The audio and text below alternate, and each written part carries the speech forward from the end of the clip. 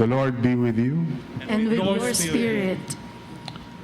Brothers and sisters, our healing message for this afternoon is based on the gospel of our Lord Jesus Christ, according to St. John chapter 14, verses 1 to 14.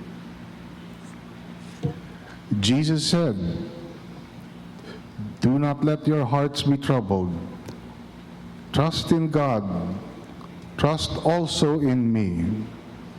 In my Father's house are many rooms. If it were not so, I would have told you. I am going there to prepare a place for you. And if I go and prepare a place for you, I will come back and take you to be with me, that you also may be where I am. You know the way to the place where I am going." Thomas said to him, "Lord, we do not know where you are going, so how can we know the way?" Jesus answered, "I am the way, the truth, and the life. No one comes to the Father except through me. If you really knew me, you would know my Father as well. From now on, you do know him and have seen him." Philip said, "Lord, show us the Father, and that will be enough for us." Jesus answered, "Don't you know me, Philip, even after I have been among you such a long time? Anyone who has seen me has seen the Father.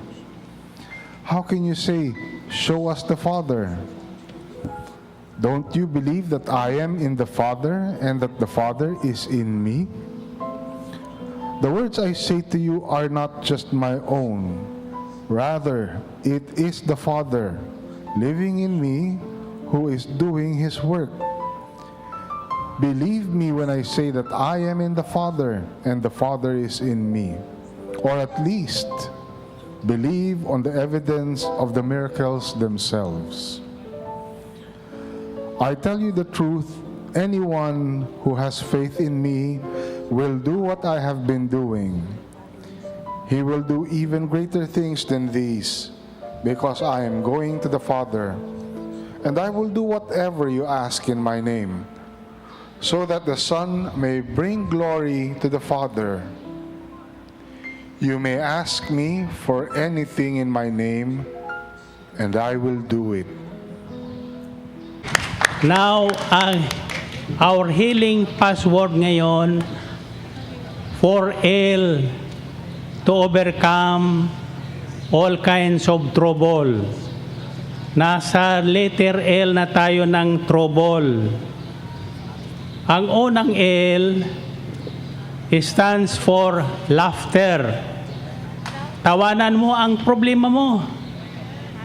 Paano ka tatawa? May problema ka, Brother Mike. Ano ka, loko-loko? Alalahanin mo yung mga bagay na nakakatawa noong unang panahon na wala ka pang problema. Amen ba? Amen. Bakit? According to Proverbs chapter 17, verse 22, "A cheerful heart is good medicine, but a crushed spirit dries up the bones." Job chapter 8 verses 20 to 22 says, "Surely God does not reject one who is blameless, or strengthen the hands of evildoers. He will yet fill your mouth with laughter and your lips with joy, with songs of joy." Iyan ang gagawin natin. Tawanan ng problema. Pag nagagalit sa akin si Sister Belen, nagugulat siya. Tawa ko ng tawa. Bakit kanya tumatawa? Bakit? Naalala ko yung mga bagay na katawa-tawa. masakit na nga ang tiyan mo, hindi ka na makahinga, maninervyusan ka na, matuturta talaga ang isip mo. Hindi ka makahinga. When you are short of breath, relax. Breath. Huminga ka. Sapagkat ang hindi na huminga ay namamatay. Kaya ramihan ayaw nang huminga. Nahirapan na huminga. Labanan mo ang hininga. Huminga ka ng malalim. Hinga kayo ng malalim. Then smile. The first L against trouble is joy or laughter. Pag ikaw ay masiyahin, kahit sa panahon ng kagipitan, magugulat ka na lang. Gagawa ng himala ang Diyos sa buhay mo. Sa sandaling yon. The next letter is represented by the song, ang mga ibon.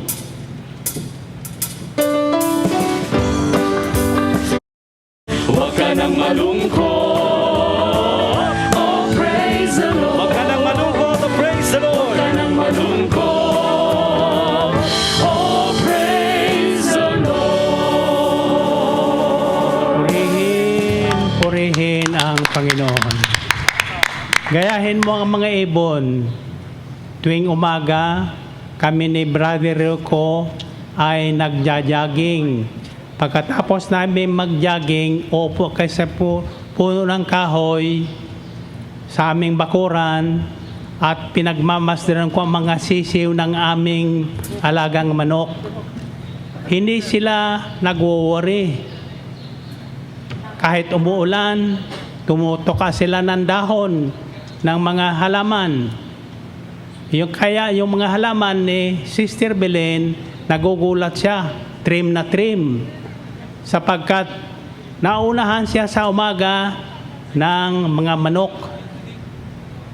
Pag minagkamasdan nyo ang mga ibon at lahat na likha ng Diyos, maririnig nyo ang tinig ng Diyos sa pamagitan ng kanyang mga nilikha, kalikasan, kalusugan sa kalikasan.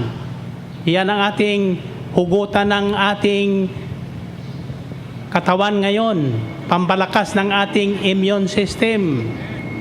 According to Matthew chapter 6, verses 25 to 30, Jesus said, "Therefore I tell you, do not worry about your life, what you will eat or drink, or about your body, what you will wear. Is not life more than food, and the body more than clothes? Listen to the birds of the air. They do not sow or reap in barns, or store away in barns. Yet your heavenly Father feeds them. Are you not much more valuable than they? Can any one of you, by worrying, add a single hour to your life? Walang naibibigay na mabuti ang pagkaligalig o pagkatakot sa mga bagay na maaring namang ibigay sa atin ng Panginoong Diyos. So, go out and listen to the voice of creation. The letter L, to overcome all kinds of trouble. The second is, stands for listening. Makinig kayo sa kalikasan. Nangungusap ang Diyos sa pamagitan ng hangin, sa pamagitan ng mga ibon, sa pamagitan ng manok, sa pamagitan ng mga isda. Listen to the sounds. Ako ngayon, nag-iisa sa stage ngayon.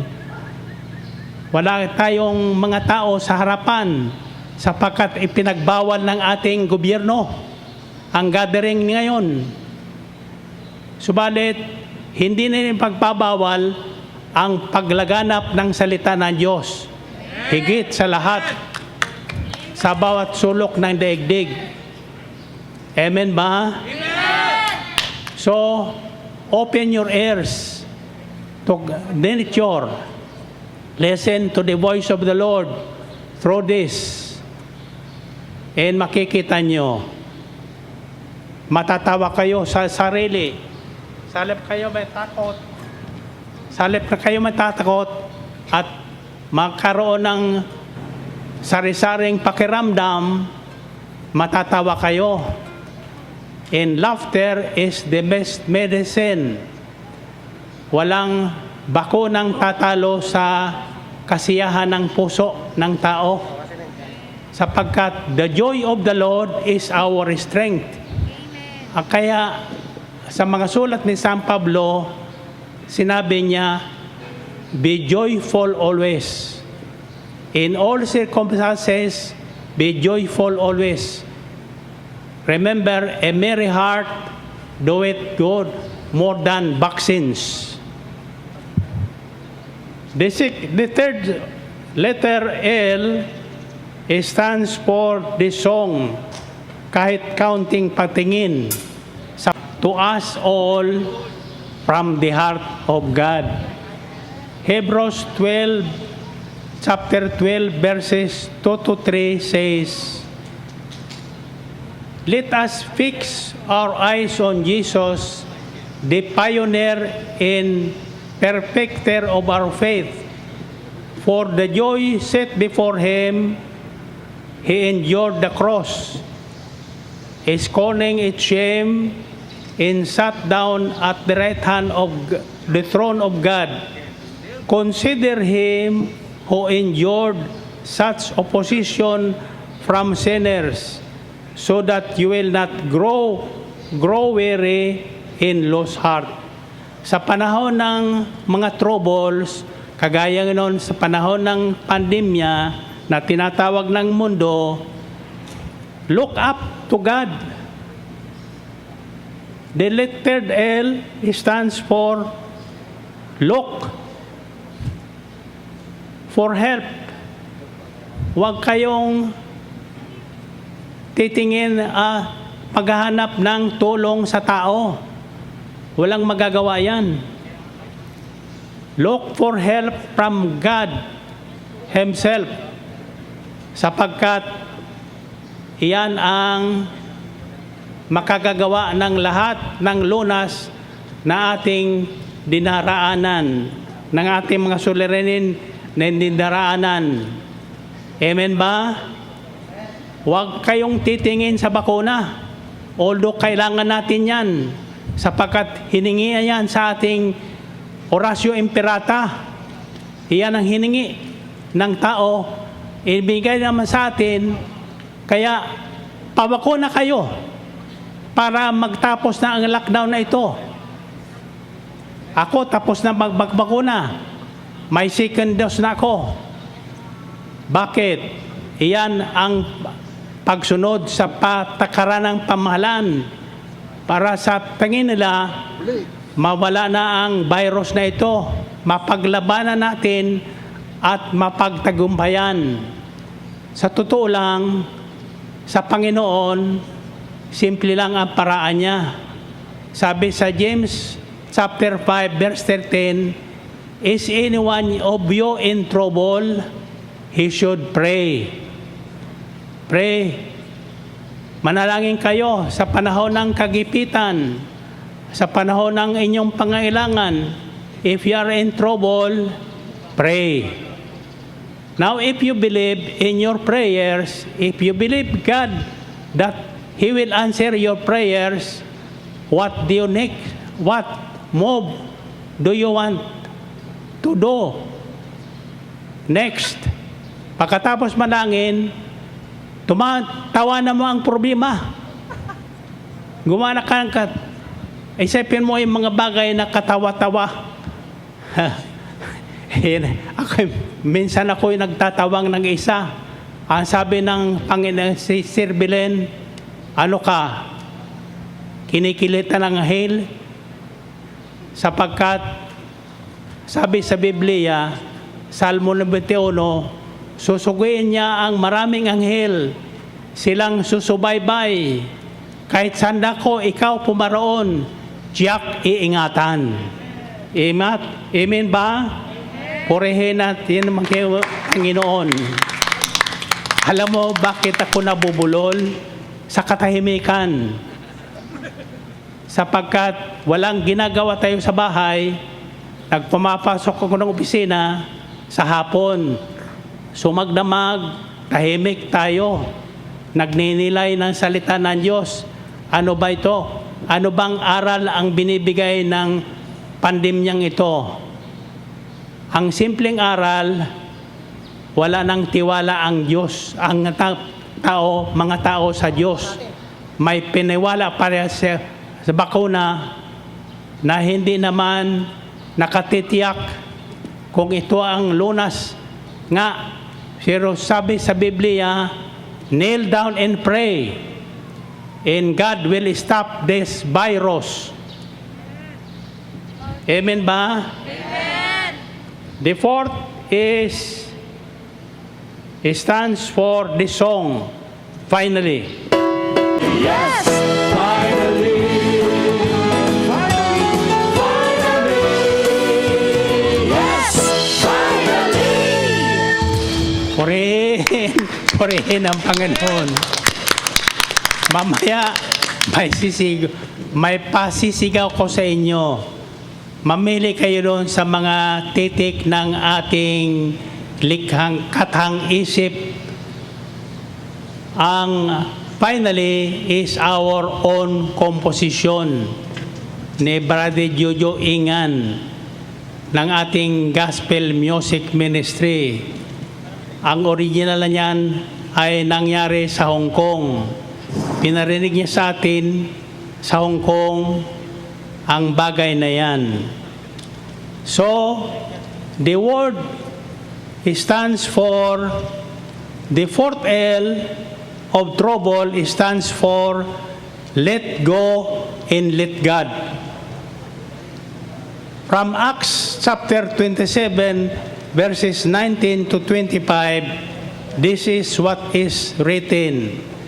On the third day, they threw the ship's tackle overboard with their own hands, when neither sun nor stars appeared for many days, and the storm continued raging.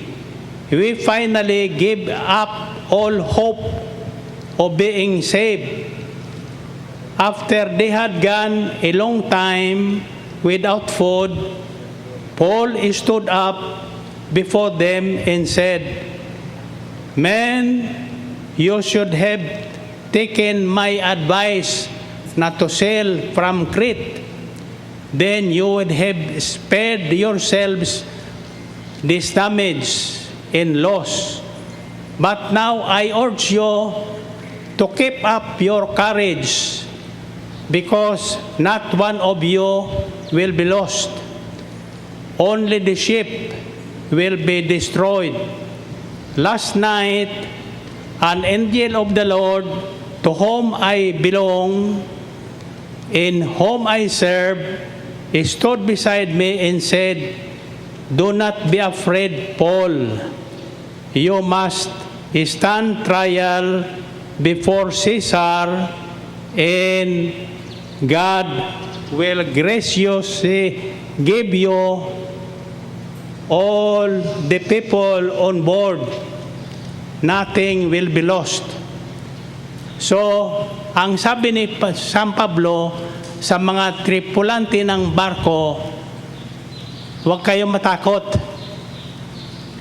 Hayaan niyong ang inyong bangka ay mawasak, at ang lahat ng inyong ari-arian, daladalahan, ay itapon nyo na sa dagat.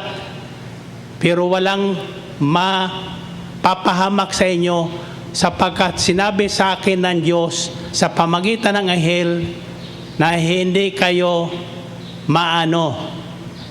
Let go of your troubles. Let go of your baggage. Let go of your anger. Let go of your hinanakit. Let go of everything that hinders your faith to fly with wings like eagles.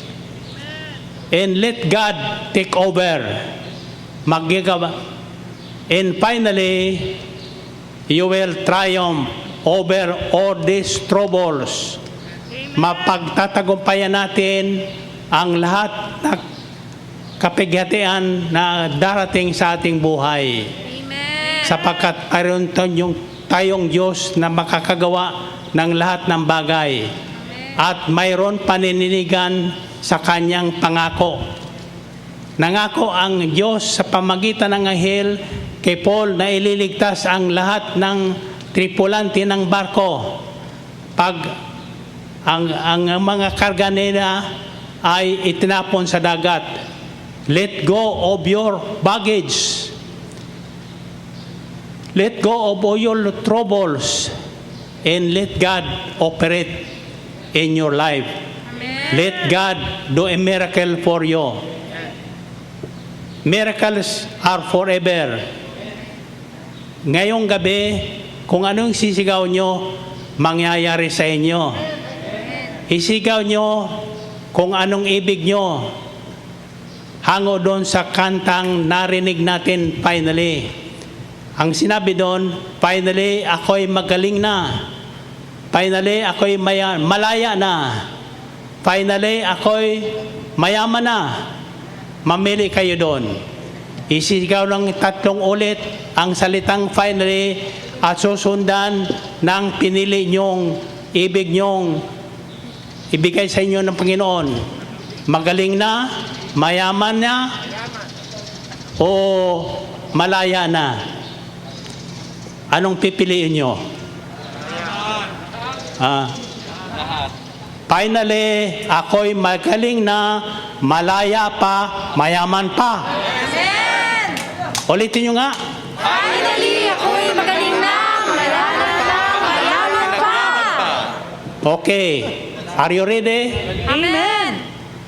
Finally, ako'y magaling na, malala na, mayaman pa. Finally, ako'y magaling na, malala na, mayaman pa. Finally, ako'y magaling na, malala na, mayaman pa. God bless you. Thank you.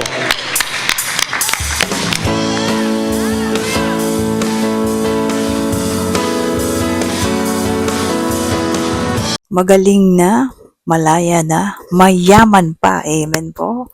Ayan, mapagpalang araw po mga pray partners. Ako po si Sis Daisy. At ito pong gawain ay noong July 31, 2021. Ayan, ito po pala ay Saturday family appointment. Okay, healing message. The 4L of trouble. So ito pong gawain ay ito po yung panahon na pandemic pa, bawal pa mag-gather. Kaya tayo ay naka-Zoom. So, from every part of the Philippines and sa ibang bansa din. Diba? Hindi talaga mapipigilan ang paghahayag ng salita ng Diyos sa ating gwapong punong lingkod. O, diba? And ito pong 4-letter, for the 4-letter of trouble, number 1, ay laughter. Ayan. Laughter is the best medicine, sabi nga ng Proverbs. And then, number 2 na L ay listening. Ayan, di ba? Makikinig. Patuloy na pakikinig sa salita ng Diyos. At yung pangatlo, at pang-apat po, ayan, panoorin po natin sa Delta Broadcasting System. At yung last part po na binitawan na ibinahagi po ng punong lingkod, let go of your trouble. Let go of your worries. Let go of your hinanakit. Let go of your problems. So lahat ng worries natin, itaas natin sa Panginoon. And let God do the rest Let God restore your strength. Ayan. Hayaan natin ng Diyos ang mag-motivate sa atin. No? Yung takot ay alisin. At higit sa lahat, yung sinalo natin, no? Mayaman na, malaya na, magaling na, malaya pa, mayaman pa. Amen po. Yes. At muli po, ang complete video po ng gawain ito ay nasa comment section below. Ayan, pwede nyo pong i-click yan. At yan po ay magre-redirect sa ating Delta Broadcasting System, the official YouTube channel of El Shaddai Ministry. Ayan. Stay blessed mga ka-prayers. Patuloy po tayong makinig, dumalo sa lahat po ng gawain saan man po tayo naroroon sapagkat ito lamang ang magbibigay sa atin ng lakas na galing sa itaas. Ayan. Thank you, brother and sister, and stay blessed. See you sa next video.